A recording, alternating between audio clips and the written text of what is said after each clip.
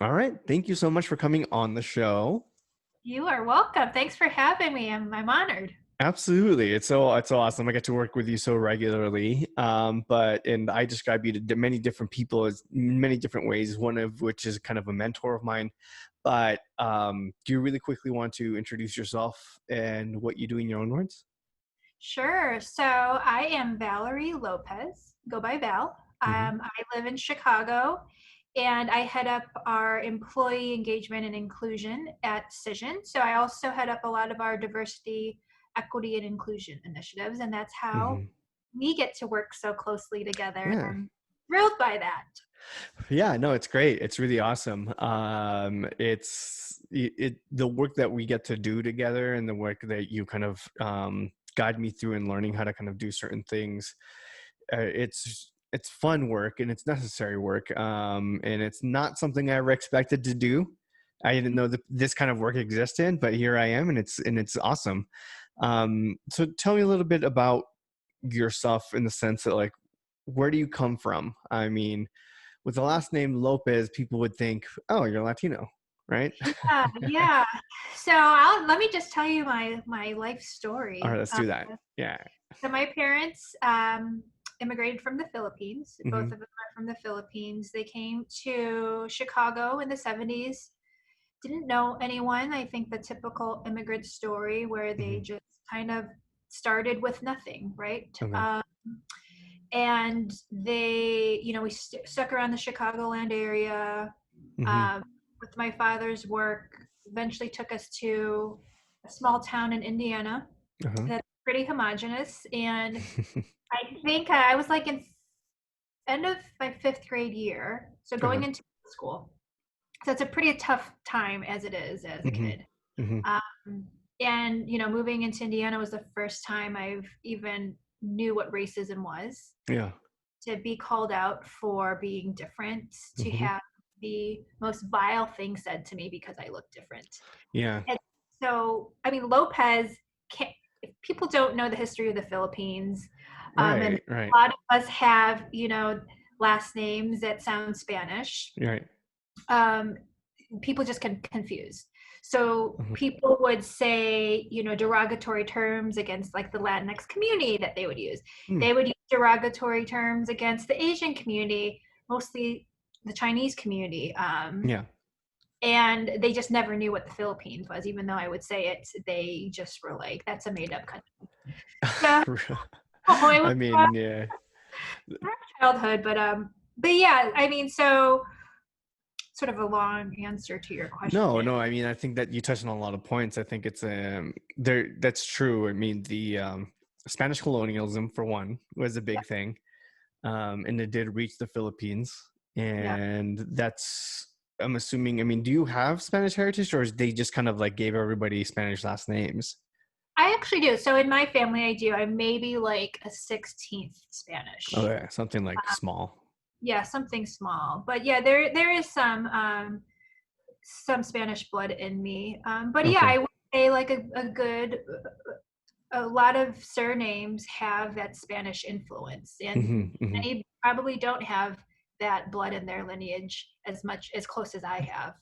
Oh yeah, no, absolutely. I mean, my family's from Mexico, and technically we did the DNA test, and I have like no, no Spanish.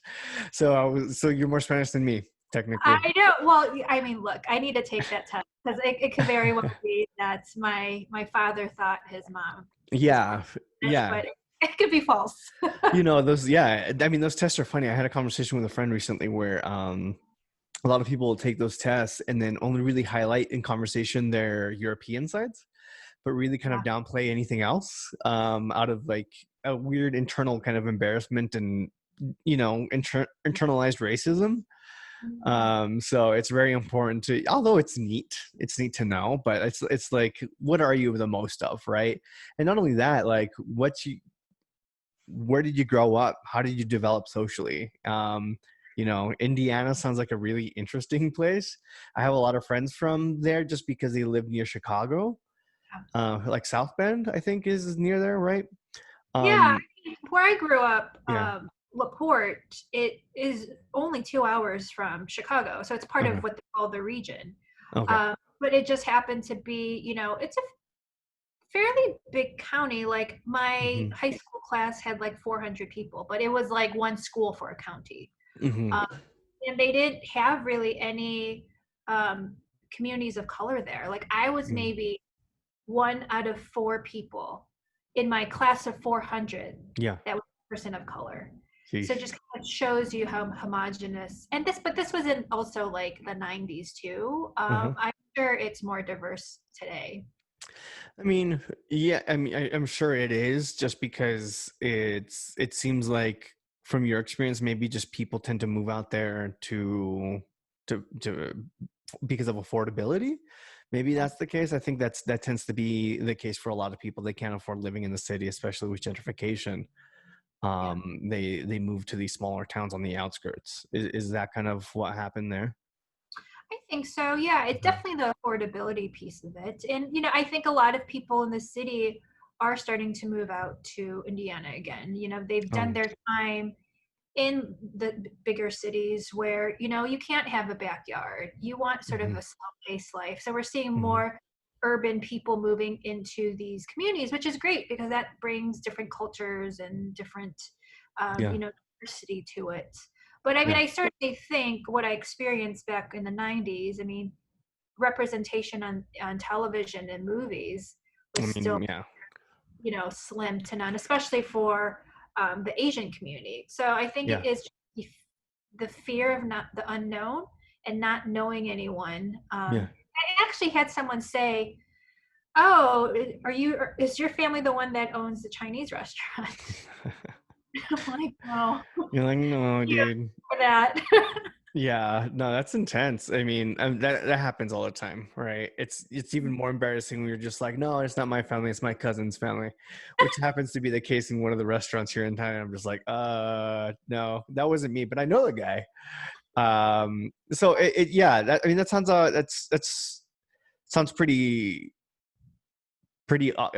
common as far as like anybody who grew up in the 90s in the US, first gen, of immigrant parents, all that stuff. There, you really didn't see a lot of representation um in the media in general. I mean, I don't think I saw anything until George Lopez had a Yeah, show, right? If anything else, the only reason I saw it was because at least the Latin community had um like Univision or Telemundo, right? Like yeah. the Asian community really didn't have anything. No, um I mean, we right. had so Margaret Cho had a Yeah. sitcom in Hmm. 94, short-lived, 94 to 95. Okay. Uh, very first Asian American lead to have a sitcom. Hmm. But it's crazy to think it wasn't until 20 years later that Fresh Off the Boat came on Yeah. to, Yeah. TV, that was the first time a major sitcom had an African Asian American family lead. Yeah. And that's a But very, very it's great. interesting. What's that? It's 20 years later. Like that's just Yeah. crazy that it took that long. Well, I mean, yeah, no, it's crazy, and then it isn't. I'm just like, yeah. I mean, that kind of I doesn't surprise. know. I'm just like, that's nuts that it took that long because it shouldn't have. But then, does it really surprise me? Kind of, not really, which is also unfortunate. Yeah. But speaking of which, that show is one of my favorite shows of all time. But I think it really kind of speaks again, lends itself to that experience of that in the immigrant child kind of moving to a part of the country that's very homogeneously white, Yeah. and he's the Asian American, and he's just kind of he has the life at home and the life outside, and trying to Yes. kind of mitigate all that. He's really into hip hop, and it's just a funny story. I mean, did you find yourself kind of having those dual roles growing up? Oh, 100%. Yeah. As soon as I started getting those racist comments and attacks, and Mhm. just, phobia, I immediately wanted to fit in and assimilate. Yeah. And so I wanted to dress like my white friends. I Mhm. wanted to buy all the things that they had, the way I dressed, the what things I ate. Mhm. So as simple as what I took to lunch. I remember there was one time there's I we have this Asian snack. I think it's Calbee brand. It's shrimp chips, right? Oh yeah, So yeah, I've had those. yeah, Yeah. so love them. They're like my favorite snack. So Yeah. shrimp chips, they're shrimp. They don't Mhm. smell the greatest. So Yeah, yeah, yeah. I brought it to school. I think I was in middle school and not even thinking anything of it, right? You don't think about those things. I think Hmm. you're so naive back then and Yeah. so innocent. But as soon as I opened that bag, that smell and that, like, Hmm. what are you eating? Gross. Shrimp chips. Mm-hmm. And that's when I immediately was like, Mom, Dad, like, I want to just bring what typical American kids bring to school. White bread, bologna, Yeah, cheese, like a Kraft cheese sandwich. sandwich. Exactly. So Yeah. not really bringing like the foods my family. And I look back, I'm like, I must have hurt my mom and aunt's feelings by doing things like this Yeah. to just trying to like close out and separate myself from that. So I Hmm. definitely felt like I had to be one thing with my friends and at school. And then at home was obviously my real self. Like I could eat the foods that I really wanted to eat. I can Yeah. be who I am. I can, do Yeah. all of those things. Yeah, I mean, I think it's sad. It's sad that that was the case, and I mean, not only did we put our families through it, but we had this inner turmoil in having to figure out what was going on inside of us, and we didn't even know how to. We were young, right? Yeah. So it's just kind of we did what we could with what we had, and that's all we could have done anyway. So, but I think that kind of experience is really lends itself to being able to kind of navigate through the world and looking at the world through different perspectives, Oh, yeah. right? 100%. Yeah. So do you how much of your experience do you think lends itself to your overall success in life and in professionally, academically, anything like that? I mean, I think it's definitely made me more empathetic, Hmm. more compassionate, more wanting to stick up for people who Mhm, are defenseless and innocent. And I go into any situation like that, right? If it's in the workplace and it's in a meeting and I mhm, feel like someone's not heard, I'll use my privilege as being someone in a leadership role to, give them that floor to mhm, speak or giving credit where credit's due.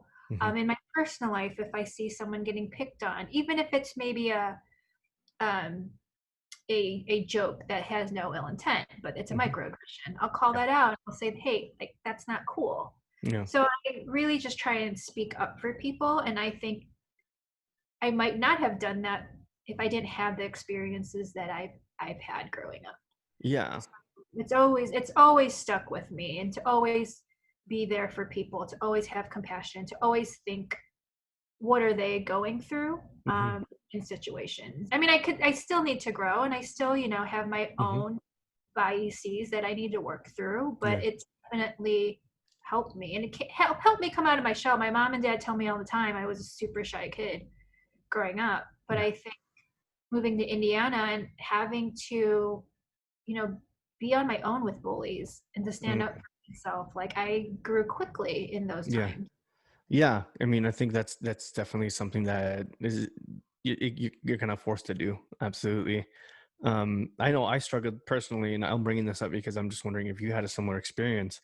And actually, I saw it in the TV show I just binged on for a second time on Netflix. It's called hashtag Black AF, and it's a really great show. But there's a part of it where the protagonist, he's really struggling with how he's seen by the white community, Mm, and he's kind of always kind of seeking their approval, and he's really figuring all those emotions out. um I think I related to that for a long time.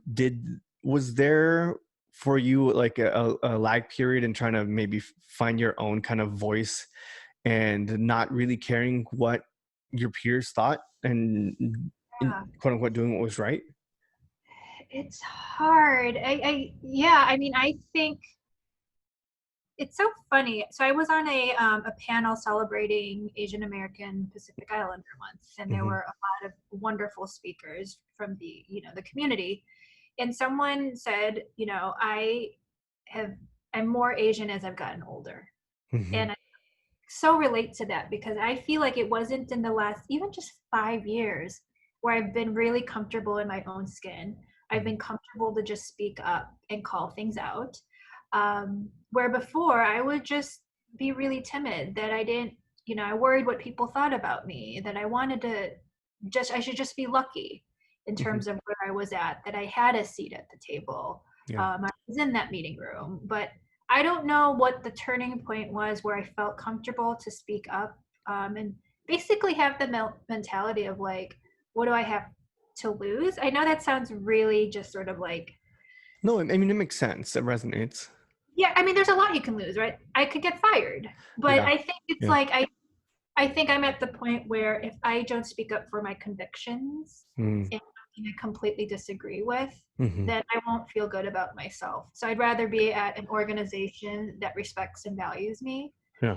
than having to keep my mouth shut and do things. Like, look, like Yeah. any organization, you know, you have to have compromise. But there's Hmm. things where you really do have to like go with your gut and speak up.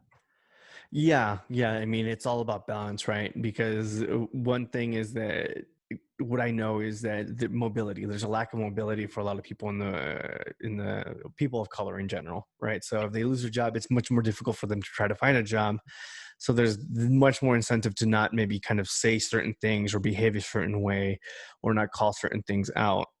So to be able to get to a level where you feel comfortable is very important. And not only that, but you can advocate for others. Yeah.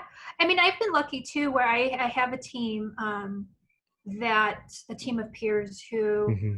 we're very like-minded in our thoughts and convictions, and it Hmm. helps that we're there for each other to back each other up, so Hmm. we're not feeling so alone where one person can speak up and the other person will say, yeah, I agree with, you know, that thought.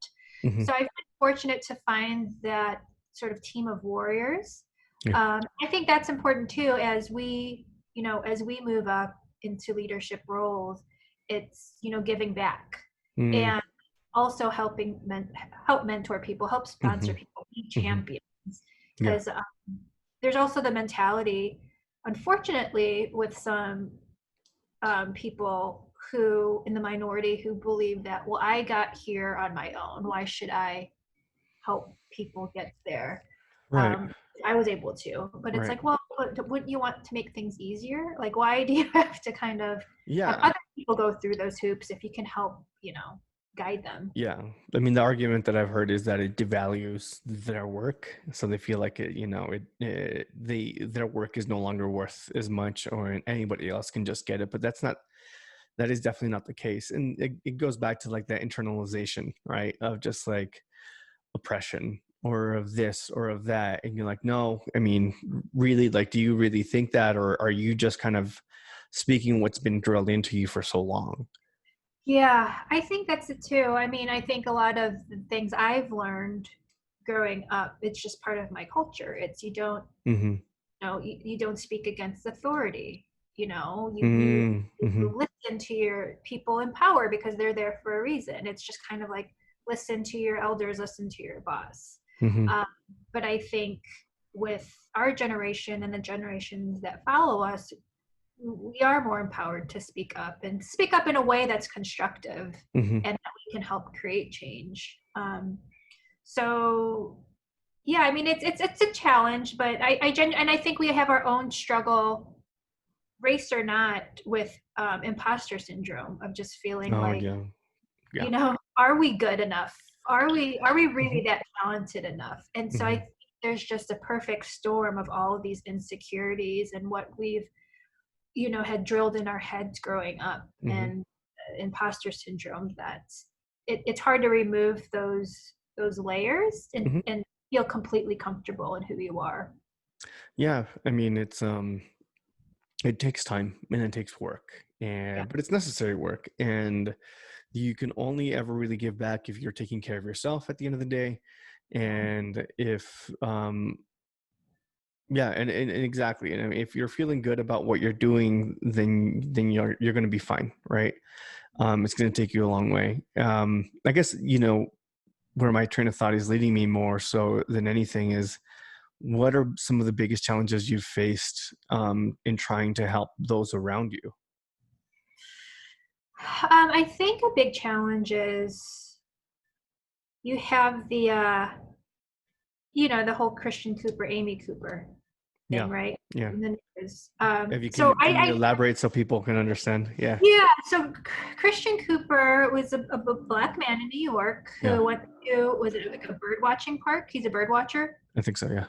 And he saw a white woman with a dog who's off the leash. So Uh-huh. he said, "Hey, can you put your dog on the leash?" Hmm. And it escalated where he decided that he had to protect himself by filming her. Hmm.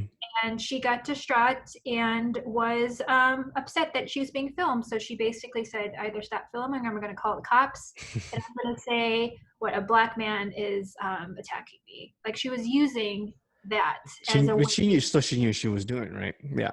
You know what she's doing. Right. The reports are, and I can't, I need to do the research, but from what different reports that I've seen is that she is a white liberal woman. And so she supports, you know, the Yeah. liberal side. And so I think it was Van Jones who was on the news that's saying it's the Amy Coopers that are the most dangerous because you think they're with you, Mm. but then this inherent bias Right. comes out, Right. and that's dangerous. Hmm. So I would say I've never experienced anything like that, Hmm. but I think in my work, you definitely see people, and not just in work, in life too. Yeah. You definitely see people who say they support you and say that they're for immigrants or LGBTQ rights or Hmm. Black Lives Matter, but then at the end of the day, behind closed doors they feel differently. Um, Yeah. so Yeah. that's hard to hear and see. Yeah. It's hard to see because I've heard the words and I've heard the silence because it's deafening. Silence can be, and then you wonder like, where were you when it was going down or what was going on? And it could maybe does it leave you kind of feeling like you have to fend for yourself, and then also maybe kind of backfiring in the sense that you feel like you can't trust anybody? Yes. Yeah. That's the it's short answer, tired, I guess. it's Yeah. tiresome and draining, but then um, not everyone is like that. There are some people where you can't change. They Hmm. can't change who they are until they personally experience it themselves. Right. Right. But then you can get through to some individuals where they just need an aha moment to Hmm. know, like, Hmm. you're right, I didn't even look at privilege in that way. Or you're right, I didn't realize this act that I'm doing is a microaggression or whatever, or something that's racist or Yeah. homophobic. So it's those little wins that I start to see in people that keep me in it. And also the people we work with, our peers, when I get amazing emails or notes that say, I'm so happy we're doing this Embrace initiative. I'm so Hmm. happy that we're highlighting this, like, Yeah. that's what keeps me in it. So as much as like we have those people that are true allies, it's little steps, it's baby steps. If you Hmm. can change one person, then yeah, that's a win. But Yeah. it's hard because I also get a lot of two-faced people where to my face they say one thing, they say exactly the things I want to hear. Hmm. Through the grapevine, I Hmm. hear that something's else being said behind closed doors that doesn't jive with like what they're. Right. Right. No, I mean, that happens anywhere you go, that happens. So it's just kind of part of life. And it's one of those lessons that you just figure out as you go on, and you're like, okay, you're a little more careful. So, I mean, other than your own life experience, which is, I mean, great. And it's awesome that it's kind of contributed to who you are today and what you do, because that's all there is. Um, did you have any training in all like this area of work or like anything like that? Or like how did you kind of develop yourself into this position that you currently hold? Yeah, it's all about I mean, what'd you speaking study? Yeah. up. Well, it's funny you say that. So I majored in broadcast journalism and gender studies. Oh, well, there you Really didn't think anything would happen with gender studies. I only took it go. because I was still not out and I wanted to be with people like me. And a lot of people who took gender studies We're were like gay. this. Yeah. Yeah, yeah. Yeah. So I'm like, okay, well, I want to be around. Um, I mean, it was super interesting work, and I loved doing it, and Hmm. it was really helpful. But in a million years, would I have thought I'd use that degree for Hmm. anything, and it kind of has come full circle. Yeah. Um, I'm not formally like educated in Sure. sort of D&I, diversity and inclusion, or Uh-huh. like in resources work. Mhm. I have worked in the operation side of the business for years. Mhm. It just was, I was just passionate. And I think back to, fighting the good fight for people who can't. I just was feeling really passionate about that. And on my own, I just started attending D&I networks externally after Oh, hours. really? And yeah, and I just, with the whole intent of like, hey, maybe I can bring best practices other companies have done with through people I've met and bring it back to our company. Okay. It was just the intent of like, hey, I reached out to our CHRO and was like, I have, I'm part of these networks. Here are some things that we can do at Cision easily. Uh-huh. And, what are we doing around D&I at the company? And she's like, well, actually, funny you say that. The leadership and team and we've been looking at someone externally to create this function at the company, which didn't exist. Mhm. And then, a few months later, we just had worked together and had kept kind of the communication open and Mhm. was offered to take on the role.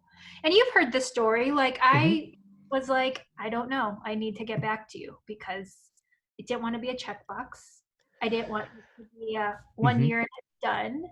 I Yeah. didn't want to not have support. Yeah.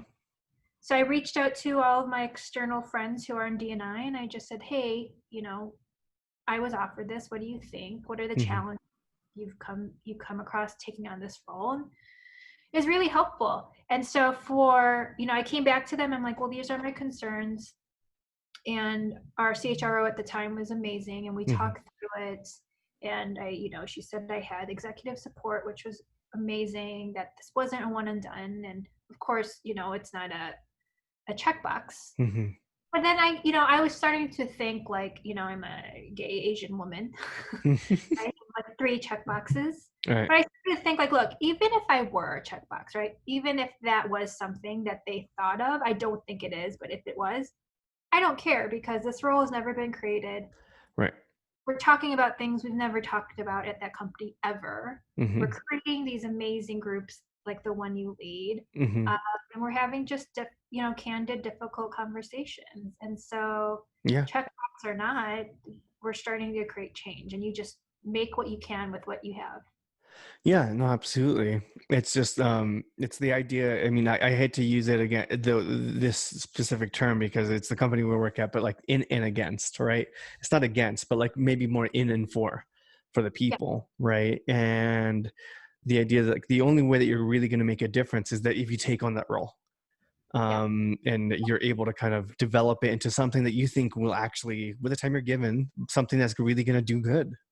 Yeah, exactly. And I mean, I have been so lucky to have, you know, a leadership team that lets me do what I Hmm. want, goes to me for advice. And that's great because there are a lot of, you know, peers externally who are just fighting to even just talk about what DNI and Yeah. to have a statement around that, to even form an employee resource group. Like, so there are a lot of things that I'm lucky that we have. There's Hmm. still a lot of work that we need to do at Hmm. our own organization, but compared to some others, just the concept is just too scary for them.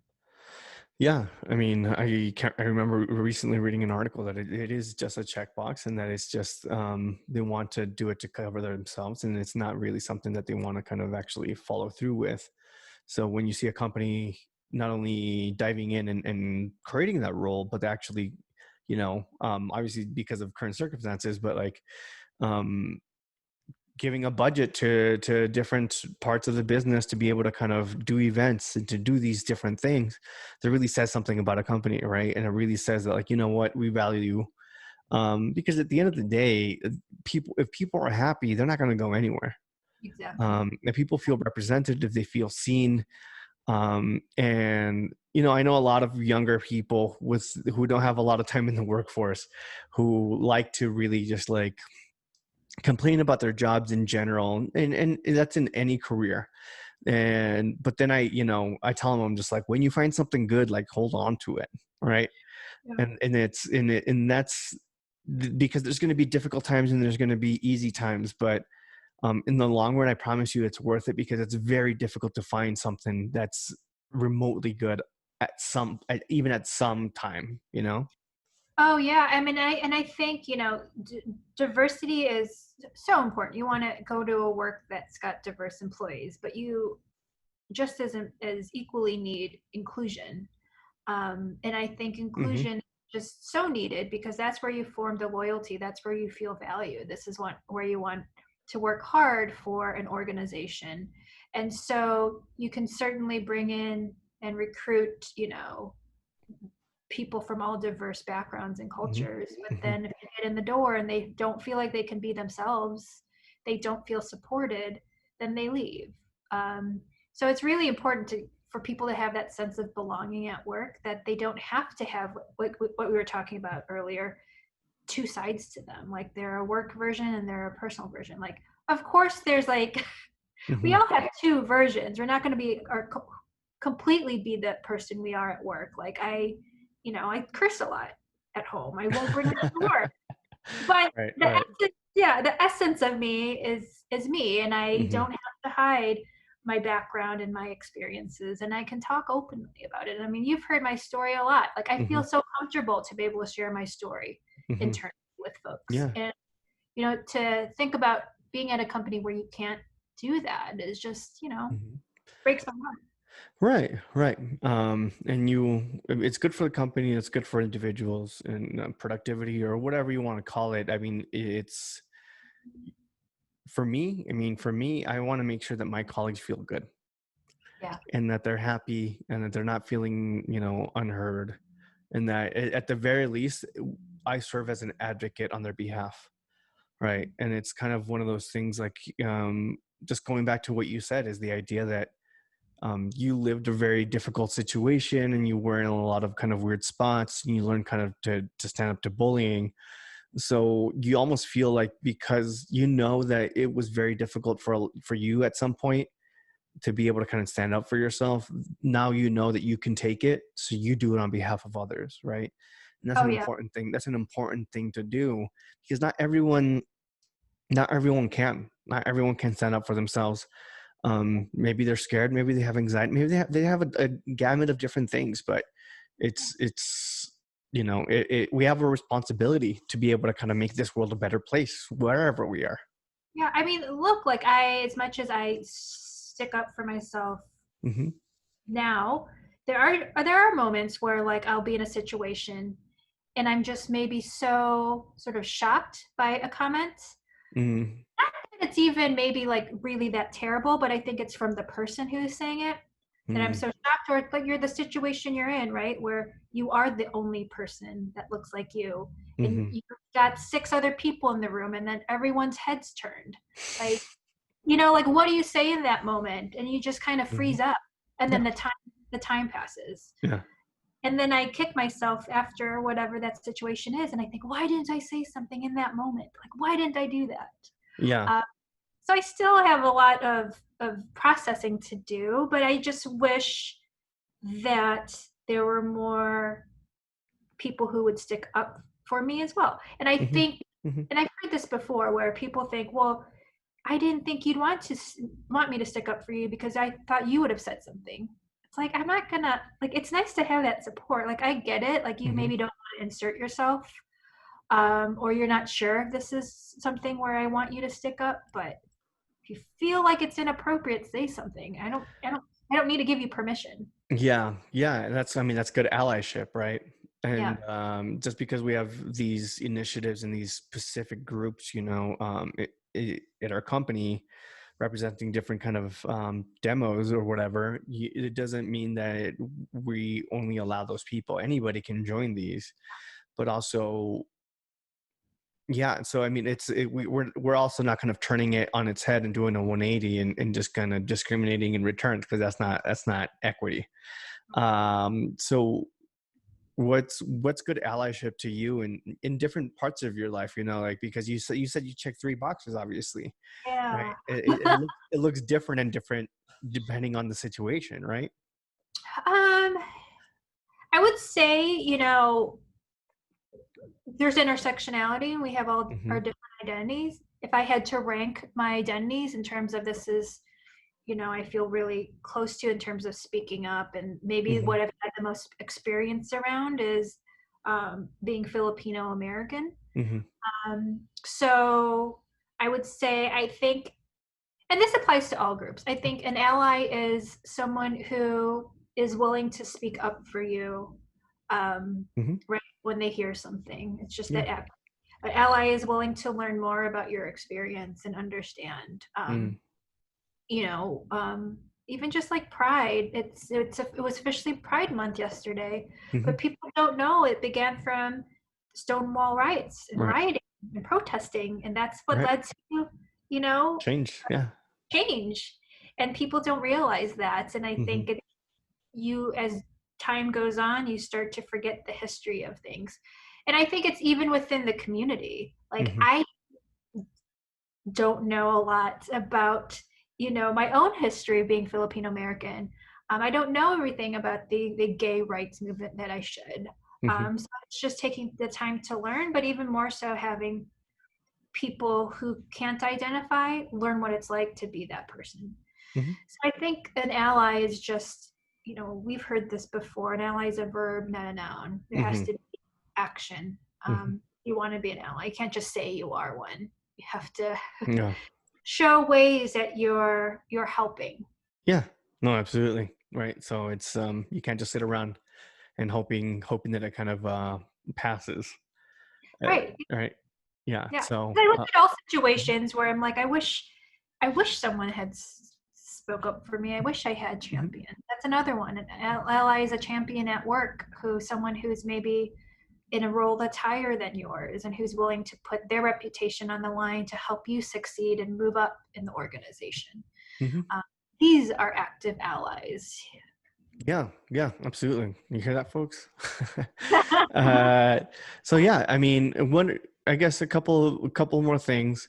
Where do you hope to kind of go in life? I mean, this is not maybe something that you expected, like you said. Oh, But now that you're here, what does the future look like for you? I don't know. I swear, year to year, I'm like, I don't Yeah. know. Never Yeah. really been that person to have that end goal in mind. Yeah. Yeah. I think it's always evolved over time. Like my partner knows what the type of work she does, and that's her goal. There's people who are like, I want to be CEO, I want to be CMO. Like Hmm. that's their goal. Hmm. I've always never had a straight path. It's been, wherever life takes me, whatever I'm happy with. Like, I think happiness is huge when it comes to your work. You want to be happy with the people you work with. I mean, I don't think a lot of the time, sometimes the nature of your role is not the most exciting. Like, if you work for manufacturing, maybe that's Yeah. not exciting. Yeah. But if you have, if you work at an organization that makes you happy, or maybe the manufacturing company helps communities in need. Like, I think it's just finding where you are in life and how it fits you at that moment in time. Because what I Hmm. wanted 15 years ago, or even 5 years ago, is much different than who I am today. Good. So just being open and evolving. Yeah, And then yeah. is that kind of I mean, it can kind of roll into it. What what sort of advice would you give to your younger self, or even somebody who is maybe in your shoes growing up? Oh, let me see. Yeah, I know it's hard. So this was a good one. It's not necessarily my younger self, but this was something a former boss told me. Hmm. The worst they can say is no. So ask for that raise or that promotion. Ask to be a lead on a project. Ask for something that you want that benefits you to succeed and, Hmm. grow. And the worst they can say is no. And I think I was always scared of getting a no. But okay, so I get a no. Life moves on. Yeah. So I would say be patient. Things happen and come up in due time. Just because you didn't get something in that moment in time, there will be another door that opens. It might Okay. take some time, but there will be another door and something that fits you so much better than what you thought you wanted. That's awesome. I really appreciate it, Val. Yeah. You're wonderful. It's always great working with you. So yeah, I'm gonna hit stop record, but we'll debrief here in a second. If you guys are listening, thank you so much for listening. Take care, and I'll talk to you soon. Bye. Thank you. Bye.